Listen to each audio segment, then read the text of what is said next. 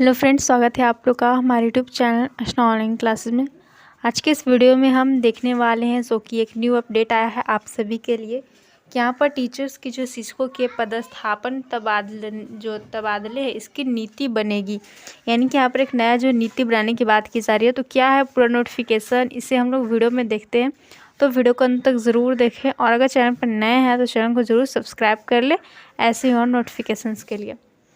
तो सबसे पहले यहाँ पर बताया जा रहा है कि नीति निर्धारण को 4 सदस्यीय उच्च स्तरीय कमेटी बनी और दिया हुआ है कि शिक्षकों के स्थानांतरण व पदस्थापना के लिए नया जो है नीति बनेगा।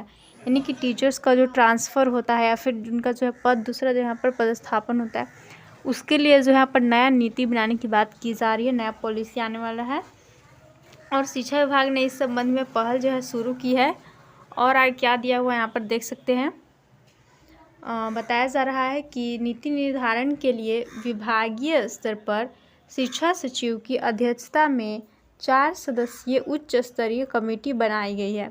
कमेटी 15 दिनों में सुझाव देगी। यानी कि यहाँ पर एक कमेटी आपको बनाई गई है जो कि 15 दिन में यहाँ पर सुझाव देगी। और समिति बिहार शिक्षा सेवा प्रशासन उप संवर्ग के कैडर के पुनर्गठन, अनुकंपा के आधार पर नियुक्त और अवकाश तालिका के निर्माण हेतु नीति निर्धारण के लिए भी अपना जो है सुझाव देगी। और शिक्षा विभाग के निर्देशक यानी कि प्रशासन सह अपर सचिव सुबोध कुमार चौधरी ने इस संबंध में मंगलवार को अधिसूचना जारी कर दी। यानी कि मंगलवार को इसके संबंध में जो शिक्षा विभाग के यहाँ पर बताया जा रहा है, निर्देशक है सह अपर सचिव सुबोध कुमार है, इन्होंने इसके बारे में जो है सूचना जारी की है। और नेक्स्ट यहाँ पर दिया हुआ है कमेटी में बिहार शिक्षा परियोजना परिषद के राज्य परियोजना निदेशक, प्राथमिक शिक्षा निदेशक, इसके अलावा माध्यमिक शिक्षा निदेशक को सदस्य बनाया गया है। और दरअसल इस समय शिक्षकों का स्थानांतरण और पदस्थापन का मामला जो विभाग के लिए बड़ी चुनौती है। इनकी बताया जा रहा है कि इस समय अगर अभी बात किया जाए तो टीचर्स लोग यहाँ पर स्थानांतरण और पदस्थापन का जो मामला है यह जो शिक्षा विभाग के लिए बहुत बड़ी चुनौती है। और बताया जा रहा है कि लगभग 3 लाख नियोजित शिक्षक से विशिष्ट शिक्षक रूप में चयनित होने के बाद इनका व्यवस्थित पदस्थापन किया जाना है। यानी कि जो नियोजित शिक्षकों को विशिष्ट शिक्षक बनाने की बात की जा रही है, तो इसी क्रम में यहाँ पर दिया गया है कि जो यहाँ पर 3 लाख लगभग जो है नियोजित शिक्षकों को विशिष्ट शिक्षक जब बनेंगे तो उनका जो है पदस्थापन किया जाना है। तो फिलहाल इसके लिए कोई स्पष्ट नीति नहीं है। और पहले से नियोजित शिक्षक के तौर पर आवंटित स्कूलों से विशिष्ट शिक्षक बन जाने के बाद उन शिक्षकों को कैसे व्यवहारिक रूप से पदस्थापित किया जाए, यह पहेली बनी हुई है। यानी कि यहाँ पर जो पहले से नियोजित शिक्षक के तौर पर जो स्कूलों में आवंटित शिक्षक हैं उनको जो है विशिष्ट शिक्षक बन जाने के बाद उनको जो कैसे पदस्थापित करना है इसके बारे में यहाँ पर जो बात की जा रही है। और कमेटी विभाग को इसको लिए जो है स्पष्ट सुझाव देगी। इसके लिए ही कमेटी का गठन किया जा रहा है जो कि 15 दिनों में यहाँ पर सुझाव देगी और जो इसके लिए नीति बनाई जा रही है।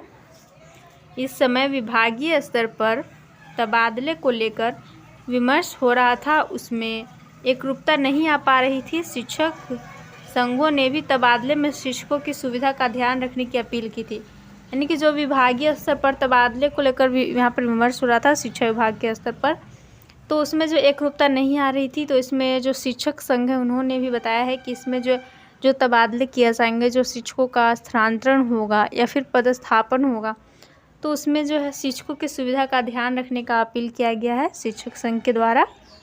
और इसके पहले शिक्षा विभाग सॉफ्टवेयर के माध्यम से स्थानांतरण की तैयारी कर रहा था और उसमें काफ़ी शिक्षकों का स्थानांतरण गृह जिला से दूर के विद्यालय में होने की आशंका थी और इससे अलग तरह की परेशानी की संभावना बन गई थी। यानी कि बताया जा रहा है कि इससे पहले जो शिक्षा विभाग था उसने क्या किया, यहाँ पर सॉफ्टवेयर के माध्यम से जो टीचर्स थे उनके जो है स्थानांतरण की तैयारी कर रहा था। तो इससे क्या हो रहा था कि शिक्षकों का जो स्थानांतरण हो रहा था, ट्रांसफ़र हो रहा था यहाँ पर, वे जो है गृह जिला से यानी कि उनका जो घर जो है जिस जिला में था उससे दूर के स्कूल में यहाँ पर होने की आशंका थी और इससे अलग तरह की यहाँ पर परेशानी का संभावना जो बन जा रहा था।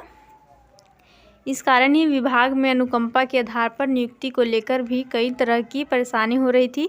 तो स्वीकृत पदों की संख्या कम है जबकि नियुक्ति के लिए आवेदन की संख्या अधिक है।